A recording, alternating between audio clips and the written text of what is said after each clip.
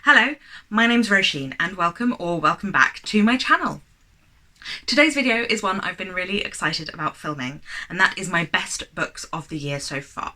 This is a top 10 video, my 10 favourite books that I've read between January and June this year. I mean, I'm filming this on the 7th of July and I don't actually think I've read a book this month, so it is actually the best books that I've read so far this year. So although I was excited to film this video because I love sharing with you my favourite books, and it's always great to look back on all of your reading so far this year, I also love comparing this video to my end of the year favourites to see how many actually made it from the first half of the year. But when looking back on my reading this year, I noticed that I'd only given 4 books 5 stars so far this year. Now, partly that is because, at least on my channel, I've stopped giving books star ratings, and I do have lots of reasons for this, partly because it feels arbitrary what makes one book a 5 star and one book not a 5 star, but also because I feel like my star ratings, my feelings about a book, change a lot over the course of time. For example, the book that is number 2 on this list, I didn't give 5 stars. So it's above 3 other books that I did give 5 stars, and I feel like it's a book that's really stuck with me and one I really thought about. So I often feel like this video is a snapshot in time, because whilst these are my favourite 10 books of the year so far at this present moment, if I did my favourite 10 books of the first 6 months of the year at the end of the year, perhaps it would come out differently, because the way that books last with me is a big part of why they are my favourite book. I'll talk about that more in a bit, because there are some books on here where they are positioned is in part due to that lack of longevity for me. But I don't need to get into a ramble about star ratings and my feelings on reviewing right now. If you would like a video about that, let me know in the comments down below and I will consider if I have enough thoughts to actually make a video on it. Without further ado, let's get into the top 10 list of my favourite books that I have read in 2021 so far. Number 10 on this list is A Registry of My Passage Upon the Earth by Daniel Mason. This is a collection of short stories that are historical fiction set all around the world. And what really impressed me about this book is the range of styles in which Daniel Mason is able to write. There is a short story that is almost a pastiche of ancient historical writing of Herodotus, for example, the way that it's split up into sections, the language used. There is also a gothic horror story about a Jekyll and Hyde situation. There is a steampunk fantasy about a rent in the sky and an aerialist. So there are a lot of different styles used in this, and they're all done equally skillfully. I really enjoyed that aspect of it. These are beautiful, really whimsical stories, as you can probably tell by my description of some of them. They all cover styles that I personally really like, historical fiction, magical realism, light fantasy, that kind of area. There's one that is kind of a fairy tale retelling as well, turning Cinderella's carriage into a terrarium, which was a really interesting concept. I wouldn't say these dealt with serious topics in any way, and that's potentially why they end up on the number 10 spot on my list. Not because I need books to be issue books, but because I like books that play with thoughts and ideas a lot, and I think this played with form and style. There was the idea kind of the natural world being a big part of the stories in kind of an allegorical way, but it wasn't a very strong through line, like it was just sort of a leitmotif. So that's perhaps why it doesn't make it any higher on my list, but I'm really pleased that I have, in fact, 2 short story collections on this list, because that is a type of fiction that I've been trying to read more of this year, and I think I've done really well with the ones that I've chosen. Number 9 on my list is another one that I love because it was so much fun, and that is The Game of Kings by Dorothy Dunnett. This is a piece of historical fiction set in Scotland in the 16th century, when Mary Queen of Scots is a baby and the Tudors are trying to marry her to Edward VI. And there is wars between the Scottish and the English, as there was throughout the 16th century. It is about Lymond, who's kind of been in self-enforced exile because the Scottish believe that he betrayed them to the English, and we don't know if that's true or not. He comes back committing acts of like theft and swashbuckling daring, but we can also see his like honour and his belief in a code of ethics. It's very much like a fun swashbuckling historical fiction, which I thought just applied to pirates, but swashbuckling literally just means swinging your sword around. So anyone who swings a sword can swashbuckle. It had some great characters in it, a lot of humour, which I really, really enjoyed. Lymond was like the romantic hero, quoting literature and being so suave, kind of a Jack Sparrow meets Jaime Lannister, but with morals. And then there was also some great female characters. I would say there was one character who did not get the justice she deserved, But apart from that, I really enjoyed this book, and it is a big collection of chunky historical fiction, so I'm sure I will read more of it in future. I heard of this because of Simon Hazel, who is Footnotes and Tangents on Bookstagram, and you should follow him because his captions are everything. Number 8 is a non-fiction book, and one that I actually have. One second. And that is Delusions of Gender by Cordelia. This is one of those books that really gets you fired up. This is about the bad science of sex that has perpetuated our culture, and how sex differences are socially coded, and the way that science has not necessarily allowed for that, like made assumptions historically and now. For example, in the Victorian period, what was the use of educating women? They were too stupid, but you'd never given women an education, so that's why they seemed stupid, you know? And it talks about how our gender differences are enforced from a very young age, and how even parents who don't want to be enforcing gender are enforcing gender without realising it. Defended by a hardwired difference between the male and female brain, so it goes a lot into neuroscience. But it is done in a really funny, accessible way. Cordelia Fine is a scientist, Dr. Cordelia Fine, and she does cite her sources and gives a lot of information, statistical information, to back up her assertions, but she's also a very good writer, a very funny writer, and makes that science accessible. I would say this was published 11 years ago, and whilst that's not necessarily an excuse, it is quite cis-sexist, I would say. It does talk about things in a binary, although of course, because we as a society act as if gender is binary, you can't enforce non-binary gender on anyone, like that's not something that happens. So I understand why that kind of aspect is in here, but there is also a little section that equates genitals and gender, so that is something that I would mention, but it's not to excuse it, but just to explain it, I suppose. Then another historical fiction that I loved was Tyll by Daniel Kehlmann, which was translated from the German by Ross Benjamin. I've been talking recently about how I struggle a little with reviewing translated fiction because you don't know how much is down to the translator and what gets lost in translation, but hopefully I feel like none of this book got lost in translation, and if it did, it was improved for it, because I thought that this book was brilliant. It is about Tyll, a trickster character from German mythology folklore, who has been transplanted into the 17th century and the 30 Years' War in Central Europe. The 17th century was a big period of upheaval for Europe, with the mini ice age and famine and war, which covered the continent. And this is a period of history that we don't really learn much about in the UK, or at least in England, because England was a bit busy with its own rumblings of civil war. But I really enjoyed getting to know it in this way. It is told in a really non-linear structure, and Tyll hops about through different parts of the historical period, through him as a child being involved in witch hunts, and then as an adult fighting in the war or being a jester in the court of the Winter King, and we hop about and see various different aspects of what was happening in Europe at the time.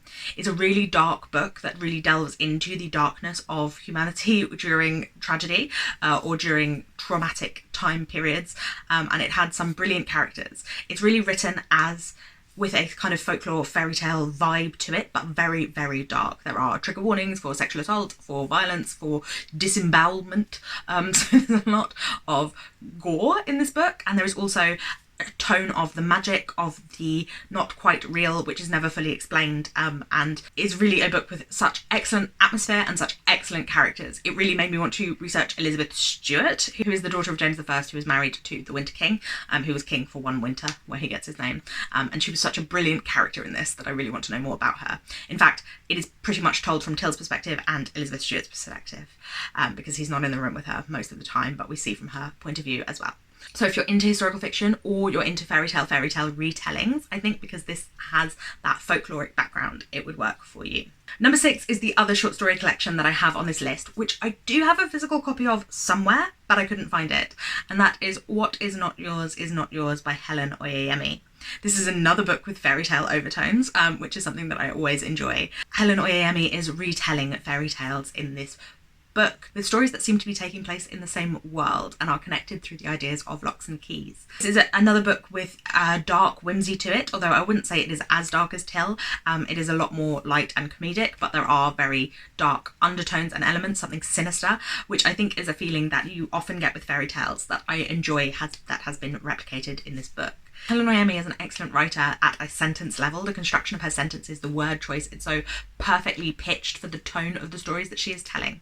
She retells a Pinocchio story, a Red Riding Hood story, but they're all very different from what you would have expected. In fact, the Pinocchio story is about a school where people make puppets and learn to be puppeteers, and it's told as like 3 different stories where we get different perspectives on the same situation. Again, I think she did such a good job of creating characters in such a short space of time. They really felt alive and whole, and I just was smiling the whole time. I really enjoyed the whimsy of it, and I felt like it's one of my most enjoyable reading experiences this year, aside perhaps from the number 1 spot on this list. Number 5 is Normal People by Sally Rooney. I really loved reading this book. In fact, I made a reading vlog of me just reading this on Valentine's Day, which I will leave in the cards above if you would like to check it out. I felt it's a very slow moving, intensely close relationship character study of Connell and Marianne, 2 people growing up in the same small town in Ireland, where Connell is popular but working class and Marianne is unpopular, well off, and when they go to university in Dublin, their popularity switches because of the class system that is entrenched in Trinity College and in Dublin society. Deals so well with mental health. It felt really real and raw for me. I know lots of people have said things about like, well, nobody doesn't speak up when they feel that way, but I thought that the way that it explained the trappings of their mental health, the trappings of trauma that they had experienced, the trappings of the society in which they lived that constricted them in these boxes, was so well done, well evoked, and I think it made it so believable that they wouldn't speak.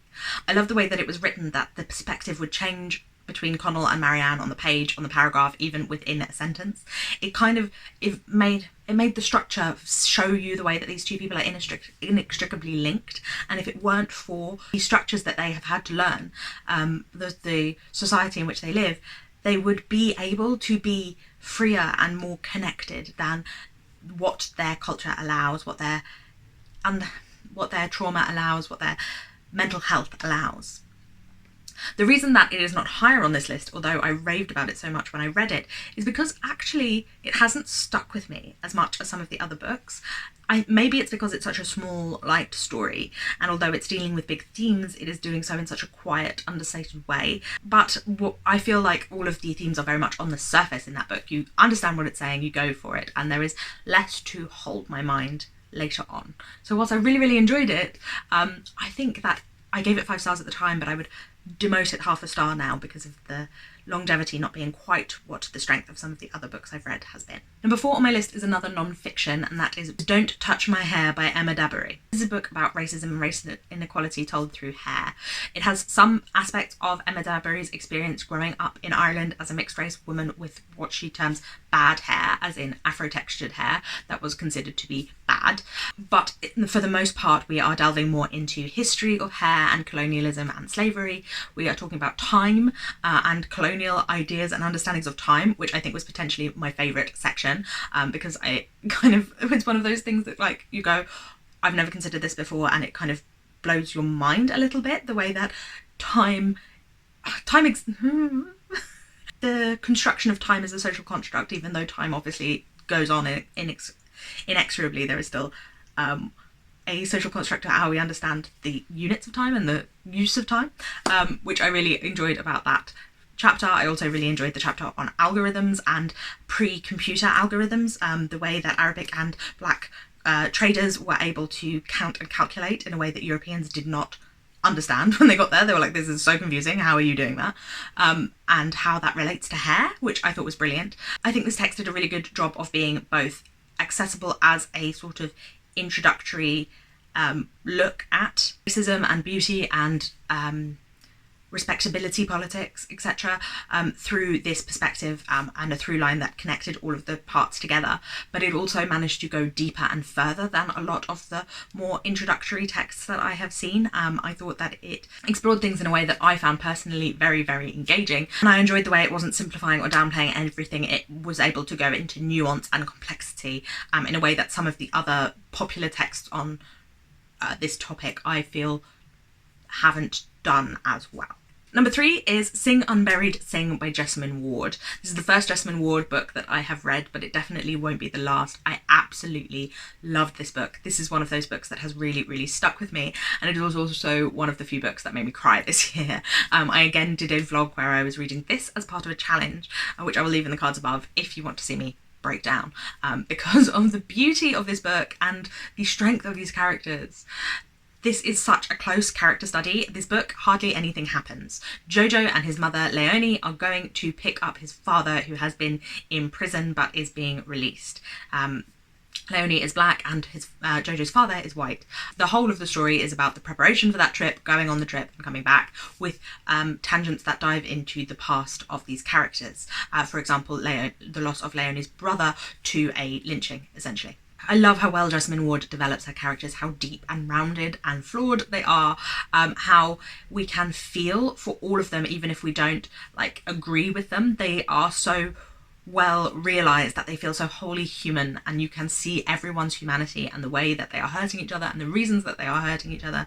The relationship between Jojo and his little sister was heartbreaking because he was so tender and so caring, but also he's a baby looking after a baby, and it's just so sad. The atmosphere, the oppressive atmosphere, the tension that was felt throughout this novel was so brilliant. The aspects of magical realism when we go into Jojo's grandfather River's past, because he too was imprisoned in the 1960s, I believe, in the same prison. And we see how that was kind of an extension of slavery, the American prison industrial complex as an extension of slavery, as he was out in fields picking cotton. And the violence that happens, the cycles of violence and abuse, the difficulty of freeing yourself from those cycles when society hasn't changed. And the writing is so beautiful. The parts told from Leonie's perspective are like prose poetry. There's the fluidity of it, the repetition, the word choice.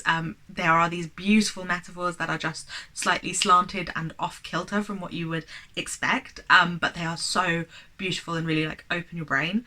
I loved the writing of this book so much. I loved the heart of this book. I loved everything about this book. It's making me, talking about it now is making me want to put it higher on this list. In fact, the number 1 spot on this list probably doesn't deserve the number 1 spot on this list in terms of literary merit. The only reason I put it up there is because it's the only book I've reread. But the number 2 and 3, I would say, are probably actually the best books I've read so far this year. So speaking of number 2 is The Old Drift by Namwalli Serpel. This is a beautiful book. Again, so much heart. Namwalli Serpel is a Zambian author, and this is a story of Zambian history from 1904 up until the future.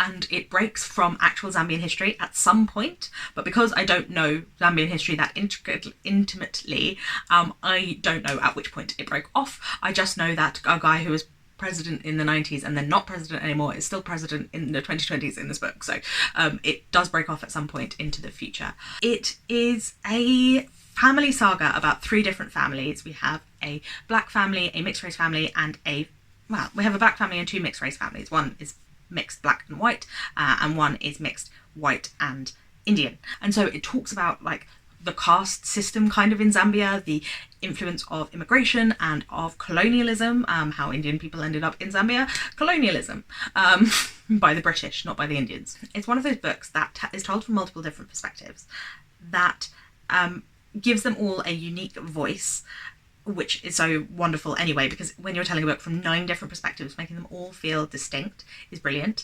It has kind of a slightly magical feel to it, although at the end it's actually more science fiction, but I would say that it is not heavy science fiction. I'm not a huge science fiction reader, and this is much more in the vein of Kazuo Ishiguro or The End of White Teeth by Zadie Smith, rather than super science fiction-y. The way it discusses themes, the way it uses discussions between characters to talk about themes, the way the characters are so funny. There is so much humour in this book, despite it dealing with heavy themes of colonialism, of post-colonial Africa, of gender and sexuality, of scientific experimentation on black people, of neo-colonialism and techno-colonialism. It's brilliant. It's so brilliant, and there is so much wealth to this book. Again, I read this in a vlog where I was talking about Southern African fiction, where I read Southern African fiction, and I talk about it much more in depth there. There is so much in this book that I feel like I could read it all over again and get so much new out of it and still enjoy this experience so much because of the skill of the writing. It's like the skill of Sing Unburied Sing is beautiful, slow moving, tight focus, and the skill of The Old Drift is broad, saga, humour, lightness, but still dealing with these difficult topics in a way that feels real and authentic. Everyone disagrees with everyone, but you can kind of see where everyone's coming from because a lot of the way that the ideas are talked about is through discussions between characters, which I think is brilliant. There is so much to say about this book that I feel like I could do a whole one book review, but that's not really something I do on my channel. I just really, really enjoyed this book. I thought it was brilliant and I think more people need to read it. So the number one spot, as I mentioned, I don't think this is as brilliant as The Old Drift or Sing Unburied Sing, but it is probably the best reading experience I've had this year. It was a surprise to me, and I loved it so much, and I just have listened to this book 3 times now because it's become an instant comfort read for me, and that is Howl's Moving Castle by Diana Wynne Jones. I love this book and it has my heart, even if I can see that objectively the other 2 are probably better books. Howl's Moving Castle is about a girl named Sophie Hatter who believes she has no real future because she is the firstborn and she lives in a land of fairy tales where the firstborn is always the first to fail. And one day she becomes cursed by a witch to be an old woman, and so she leaves home and goes to the moving castle where she knows the wizard Howl lives, who has been said to eat the hearts of young women. And she turns up at the castle and it turns out to be just a ramshackle house that is disguised as a giant moving castle, and she meets Calcifer, who is a fire demon, and Michael, who is the wizard's apprentice. She meets Howl and he turns out not to be this evil wizard but an arrogant Welsh rugby player. It's just got so much heart, so funny. It's got the most brilliant, like, antagonistic 2 lovers romance that doesn't even involve much romance, just a lot of arguing. If you've seen the film of Howl's Moving Castle, I would say the book is so much better because the film reduced Sophie to a damsel in distress, and Sophie is a crotchety old woman, always rushes in before she thinks and tries to save the day because she always thinks she's messed up. She's a brilliant character and I love her, and Howl, again, a brilliant character, arrogant, vain, caring, stupid. I love it, and I love the way that the magic is dealt with. I think that this is a brilliant children's book, and I'm so glad I found it because it's been what I needed. It came to me when I was feeling slumpy and not really in the mood for reading. It reminded me that I need joy in books, and whilst I find joy in books like The Old Drift and Sing Unburied Sing and House of Stone, which very nearly made this list and probably on another day would have made this list, I find joy in reading those books even though the books themselves aren't necessarily joyful. What I also need is books like Howl's Moving Castle and The Game of Kings, where the joy is just fun. It's reading for fun and escapism, and I feel like I'd kind of lost that. I'd lost reading just for fun, because whilst I enjoy big brain reading, it's not always necessary. I don't have to always do big brain reading, and I'm kind of tiring myself out a bit. So Howl's Moving Castle, whilst not the best book objectively that I've read this year, it is exactly the book that I needed this year. So those are the top 10 books that I've read in 2020 so far. I really loved all of them, and I really would, if any of them sound good to you, you should definitely read them. Everyone should read Sing Unburied Sing and The Old Drift because I think that they are brilliant books and great for most people, I would say. Let me know in the comments down below if you've read any of these books. I'd love to talk with you further about them, and also let me know what your favourite book you've read so far this year is. Maybe I will add them to my TBR for the rest of the year. If you did enjoy this video, I will put some of those vlogs I was talking about here so you can click through and keep watching them if you want to hear me talk more in depth about some of these books. And I will also leave a button here to subscribe if you haven't already. I would love it if you would join us here. I make new videos 3 times a week, so I will see you again very, very soon. Thank you for watching. Bye bye!